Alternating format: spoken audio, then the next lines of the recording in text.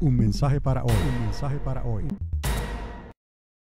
Ahora, Señor, y bendigo a tu pueblo una vez más, declarando, Señor, que apresures tu reino, en el nombre de Jesús. Amén y amén. Esa historia se encuentra en el libro de los Hechos, en el capítulo 16, si podemos ir ahí. Capítulo 16 del libro de los Hechos. Aleluya.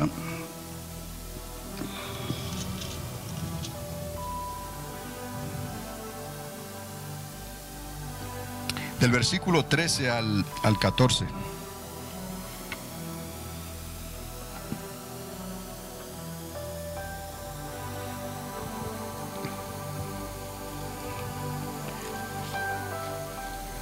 Esta mujer llevaba el nombre de su ciudad, aunque ella era de Tiatira, vivía en Tiatira y estaba en Filipo, ese territorio, esa comarca, ese distrito, esa ciudad enorme.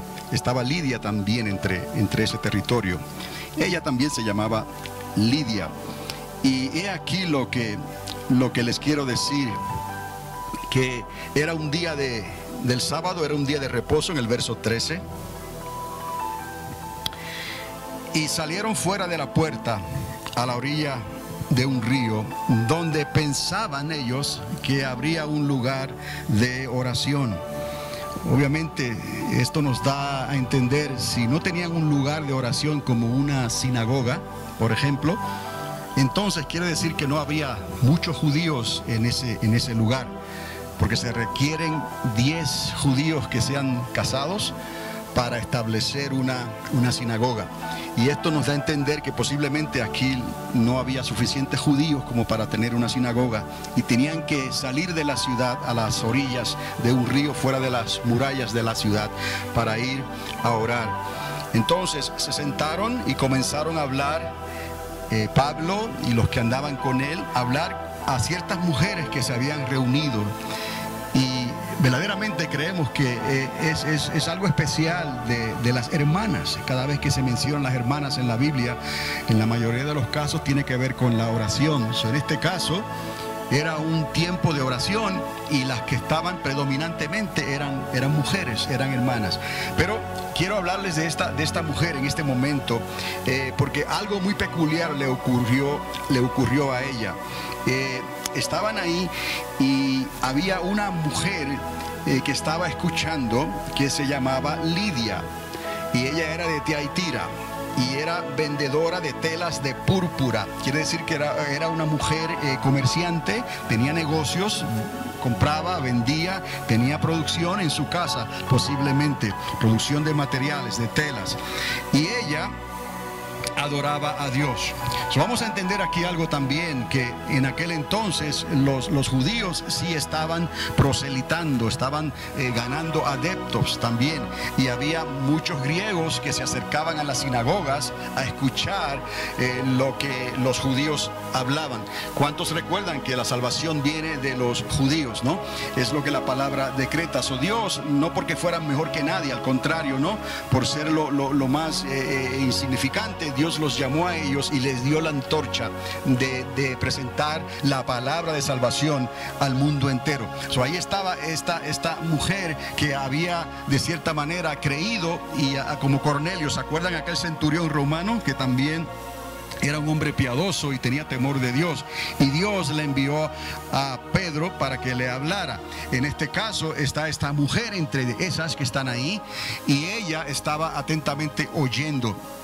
Pero quiero que note esto, que esto es un factor de suma importancia, porque no es simplemente los que dicen que creen, sino los que reciben lo que oyen y hacen algo al respecto. Y Dios los llama los que oyen, reciben y obedecen a la palabra y el mandato de Dios. Eso es importante, no solamente que la gente crea, que la gente adore a Dios, tiene que haber algo más. el corazón, el entendimiento tiene que abrirse de tal manera que se entienda lo que se está diciendo, porque la palabra en realidad no es de difícil interpretación.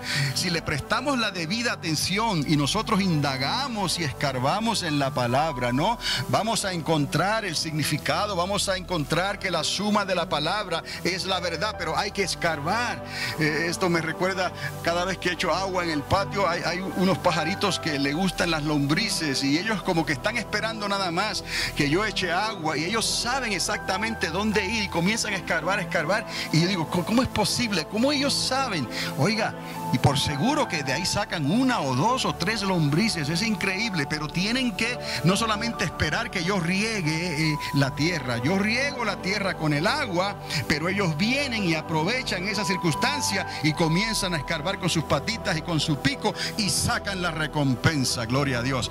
Pues Dios, aleluya, nos riega a nosotros con su palabra, con el Espíritu Santo, para que usted y yo escarbemos, dice la Escritura, escudriñar la palabra de Dios, porque ahí encontraréis la salvación. Buscar en la palabra de Dios, tocar en la puerta de Dios, preguntarle al Espíritu Santo, sed llenos del Espíritu Santo y Él va a encender esa lámpara para que no solamente puedas ver la palabra, puedas leerla, sino que también la puedas entender, porque esto es lo que va a hacer la diferencia, entender la palabra de Dios para entonces cumplir los propósitos de Dios. No solamente vamos a estar así esperando a que ocurra algo, sino que tenemos cierto entendimiento de lo que está pasando, como hoy entendemos lo que está pasando en los tiempos en que estamos viviendo.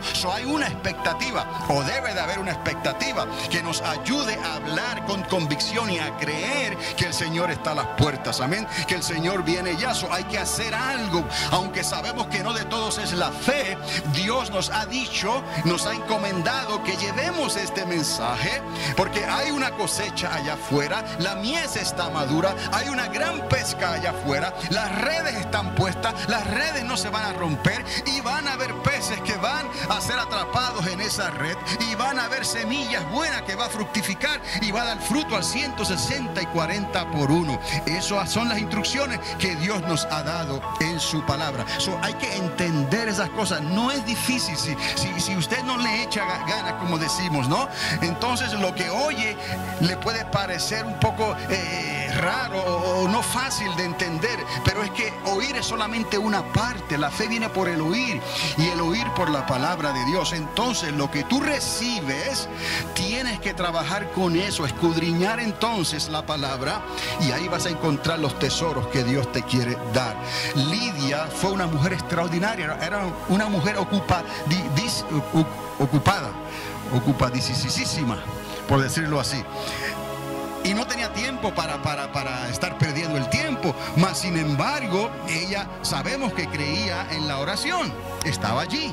Y otra cosa, adoraba a Dios. También creía en el culto a Dios, en levantar las manos, en adorar a Dios. Entonces, ella estaba oyendo lo que el apóstol Pablo estaba hablando. Y sabemos que Pedro mismo escribe que el apóstol Pablo hablaba, y algunas de las cosas que hablaba o escribía eran difíciles de entender, pero eso es para los que no escarban.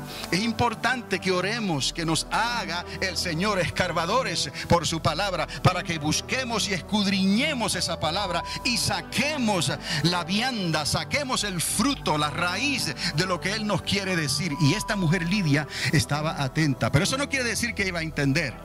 ¿Quién entró en acción? ¿Quién estaba allí que nos iba a ayudar y nos iba a alumbrar el entendimiento? El Espíritu Santo de Dios. Por eso quiero que usted se dé cuenta aquí en el versículo 14 que el Señor Cristo, el Espíritu Santo, abrió su corazón para que recibiera lo que Pablo decía. No se desanime usted si a veces hablamos cosas y no parece que no las entienden. Es mejor que sea así, pero que se le esté hablando la verdad, que se le esté hablando algo que lo entretenga a usted, o lo haga reír, o la haga reír, o haga que piense en cosas que en realidad no tienen sentido bíblicamente. Es mejor tener temor de Dios. Agarre la palabra que se predica desde un púlpito donde hay temor de Dios, porque hay muchos charlatanes por ahí que utilizan el púlpito para otras cosas. Pero vamos a entender, no estamos viviendo en tiempos para perder el tiempo en esas cosas. Vamos a ser como Lidia y vamos a abrir nuestro corazón para que Dios pueda darnos el entendimiento. Ahora, esto lo quiero usar solamente como una introducción para que nos sirva de oración también este pensar que les acabo de dar, para que se abra el entendimiento, Señor, de los que te buscan. Usted y yo podamos orar. Abre el entendimiento de los que te buscan ante la hora de desánimo que se aproxima. Este es el asunto, porque al igual que en aquellos días estaban viviendo un tiempo sumamente difícil. Los emperadores romanos se estaban poniendo más difícil cada día. Los romanos, el gobierno se estaba poniendo más difícil cada día. ¿Por qué? Porque estas personas que estaban viniendo a la fe de Cristo Jesús estaban comenzando a pensar diferente. ¿Ves? Mientras usted piensa como piensa el mundo, como piensa el gobierno, como piensa la sociedad, no hay conflicto, todo va más o menos bien. Pero en el momento que tú demuestras ciertas convicciones, ¿qué son convicciones? Que yo he creído lo que dice la palabra y yo no me voy a echar atrás. Yo he creído que si la palabra dice que esto es abominación a Dios, es abominación a Dios. Que no practique esas costumbres, porque los que practican esas costumbres no entrarán al reino de los cielos. Y hoy la sociedad está tratando de defender las costumbres del mundo, porque eso es humanitario. Y hasta usan a Dios como Dios, un Dios de amor, no va a amar a aquellos que practican esas cosas. Déjeme decirle, Dios ciertamente ama a los que practican abominaciones sexuales, a los que practican abominaciones contra su prójimo, a los que se aprovechan de su prójimo, a los que roban, a los que mienten, a los que matan. Dios los ama a todos. De tal manera Dios amó al mundo. El asunto no es que no los ame, Dios los ama. El asunto es que ellos tienen que creerle a Dios. Tienen que creerle a Dios para que Dios pueda abrir sus corazones, el Espíritu Santo les pueda dar entendimiento, y entonces tienen que decidir y reconocer que lo que están haciendo, que esas prácticas que están haciendo son abominación a Dios. No importa que la sociedad los defienda y le llamen derechos humanos y quieren obligar a la iglesia, pero ahí vamos. Eso es lo que estamos hablando en estos días finales, que los gobiernos tratarán de llevar a la iglesia, al pueblo de Dios, y ponerlos en una esquina para que acepten ese comportamiento que es abominación a Dios. ¿Y qué excusa tienen ellos? Decir que esta palabra es anticuada, que esta palabra tiene que ser interpretada de otra manera hoy en día. Y algunos no le quieren dar validez a esta palabra. Entonces se tapan los oídos y dicen: háblame de todas estas cosas que estás tratando de decirme, dicen ellos, buscando lo que es correcto, pero no uses la Biblia. Entonces, ¿qué? ¿Cómo yo puedo hablar de algo que sea correcto si no voy a usar la Biblia? Por eso es tan importante también tener esta palabra en el corazón, o sea, en el entendimiento, que tú sepas lo que dice la palabra de Dios. Y si no tuvieras una Biblia en tus manos, en un momento dado, tú tienes la palabra en tu corazón y tú puedes dar testimonio de esa palabra, de esa verdad. Obviamente, ¿qué es lo que están haciendo? No me menciones la Biblia, no uses la Biblia. Vamos a entender que la sociedad y la humanidad tiene derechos, que todos tenemos derechos, y cada cual tiene derecho de libertad de hacer lo que quiera con sus vidas, de hacer lo que quiera con sus cuerpos, de casarse con quien quiera, de vivir con quien quiera, de la manera que quiera. Pues eso no es nada nuevo. Así ha sido desde los días que Caín mató a Abel. Eso fue asesinato y Dios lo condenó. Entonces, ¿qué es lo que Dios quiere hacer? Salvarlos. ¿Qué es lo que Dios quiere hacer? Sacarlos del destino de condenación que se encuentran. Pero resisten la verdad, resisten al Espíritu Santo, resisten la palabra que los puede zafar del lazo en que se encuentran. Y la iglesia necesita tener estas convicciones claras para que no se deje intimidar. por la presión o la opresión que ellos puedan influenciar en nosotros, porque nosotros somos humanos igual que ellos, dependemos de ciertos trabajos igual que ellos, tenemos algunos supervisores o tenemos subordinados, y entonces lo que decimos todo está siendo velado, todo lo que decimos y hacemos está siendo chequeado, a ver si cometemos algún error donde le pueda estar fallando o hiriendo los derechos humanos de esa persona. Tiene que haber una separación entre el gobierno de Dios y los gobiernos de este mundo. ¿Por qué? Porque Dios es la verdad y los gobiernos de este mundo están todos corruptos. Esa es la verdad. El asunto es entonces, primeramente, que haya convicción en nosotros para hablar esa verdad, que sabemos nos va a traer confrontación, nos va a traer entonces fricción, nos va a traer crítica, nos va a hacer ver que somos personas quizás radicales y anticuadas, pero no es nada nuevo. ¿De cuándo acá se ha dicho y se ha aceptado que el espíritu del mundo acepta lo que dice y lo que es el Espíritu de Dios? Jamás. Son polos opuestos. ¿Qué tiene que ocurrir? Tiene que ocurrir un arrepentimiento. Tiene que haber convicción en nosotros para rendirnos a Dios, para decir: es cierto, no debo estar practicando ni viviendo de esta manera, practicando las cosas que hacen los que no temen a Dios. Yo soy un hijo de Dios, yo soy una hija de Dios. Por lo tanto, yo me voy a dejar guiar por la palabra, porque esa palabra es vida, esa palabra trae sanidad, esa palabra trae dirección, esa palabra trae propósito y esperanza. Aquí hay promesas, mis amados. Hay promesas que las podemos nosotros aplicar, como aplicamos en esta mañana las promesas de sanidad, primeramente para sus hijos y para sus hijas, para los de su casa y aún más a los que sirven en el ministerio. Son promesas de restauración, promesas de sanidad, promesas de que aunque el mundo te golpee, aunque el diablo te golpee, aunque la carne te golpee, vas a salir hacia adelante si temes a Dios y obedeces a Dios y confías en Dios. Pero para que todo eso ocurra, nuestro entendimiento tiene que ser abierto, como ocurrió con el corazón de Lidia. Dios los estaba preparando. Dice Lucas, antes de escribir esa parte, que ellos pasaron unos cuantos días, varios días en esa comarca, en esa región. Y dice la palabra que más adelante ella los ayudó otra vez. En ese momento ella abrió las puertas de su casa y los ayudó. Más adelante los volvería a ayudar cuando la persecución se pusiera más rígida, porque estaban en territorio que no era hospitalario. Eran romanos, eran griegos que tenían otra manera de pensar, como estamos viviendo nosotros hoy en día. El mensaje de Pablo y los que estaban con él les chocaba. Los mensajes que ellos traían eran algo que los retaba, era un reto contra sus dioses y contra su paganismo. Pero Dios obró en Lidia para que ella fuera un instrumento en las manos de Dios y pudiera ayudar a cumplir los propósitos del reino de los cielos.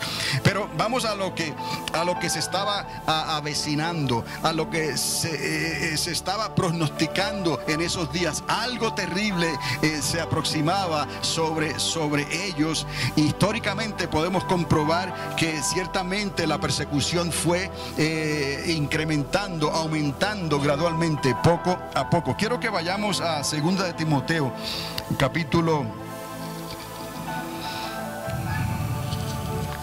2.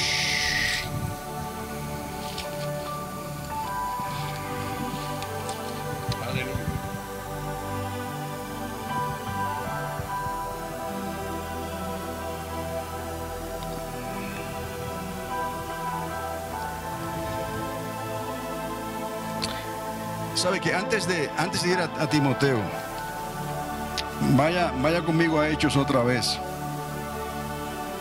en el capítulo 2, porque quiero darle otro ejemplo de lo que estaba ocurriendo en las casas. Siempre que hay un mover de Dios, se va a levantar una oposición de parte del enemigo, y sabemos que nuestro enemigo no es necesariamente de sangre y carne, sino que nuestro enemigo Es el enemigo que ha sido el enemigo de Dios desde el principio, la serpiente antigua, el Señor le reprenda. Y cuando Él encuentra personas religiosas, primeramente, dése cuenta que esas persecuciones que sufrieron ellos y que van a sufrir también, tienen también sus orígenes entre los religiosos. Y en el capítulo 2 de Hechos, en el verso 43,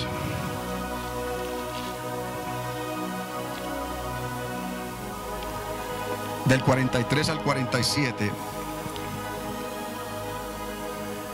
escribe Lucas que sobrevino grande temor a toda persona y muchos prodigios y señales eran hechas por los apóstoles. Todos los que habían creído estaban juntos y tenían todas las cosas en común. Esto vendría a ser como un nuevo movimiento para los romanos, para los gobiernos establecidos, las democracias, el Senado, verían esto como algo que no sabían ellos en qué esto iba a terminar. Pero quiero que entienda esto, que la iglesia comenzó en las casas. La iglesia, si podemos utilizar esto, va a terminar, por decirlo así, en las casas. No es que la iglesia vaya a terminar, pero así como comenzó la iglesia en las casas, así también vamos a ir nosotros siendo llevados en cierta manera por las circunstancias y las cosas que ocurren a nuestro alrededor hacia las casas otra vez, porque los gobiernos van a tratar de ir presionando más a la iglesia. Siempre va a haber congregaciones que van a ceder. Ya hay congregaciones en ciertos países que han cedido a la opresión del gobierno. Tienen que registrarse de cierta manera, tienen que hacer las cosas de cierta manera, tienen que reportar las cosas de cierta manera. Han cedido esa libertad que Dios le dio al gobierno. Eso es algo que globalmente, nacionalmente, va a ir aumentando gradualmente cada día. Así que como la iglesia comenzó con esa libertad, porque tú piensas que en tu casa nadie te va a molestar. Tú piensas que el gobierno no se va a meter en tu casa. Tú piensas que tu casa es un lugar sagrado. Tu casa es un lugar donde no tiene que haber política, ni tiene que haber policía, ni tiene que haber regulaciones. Tu casa es tu casa. Y ahí comenzó la iglesia. Y el gobierno estaba preocupado entonces de esta actitud, de esta forma de vivir. Y hoy en día nosotros, me temo, hermanos, que gradualmente vamos a ir regresando a esa manera de vivir, porque la opresión de afuera es tan grande que ya en países como Canadá hay ciertos pasajes de la Biblia, en algunas provincias de Canadá, los gobiernos han influenciado de tal manera, les digo, y esto hace tiempo que salió a relucir, donde desde los púlpitos hay ciertos pasajes que no se pueden predicar, porque ofenden. Un mensaje para hoy.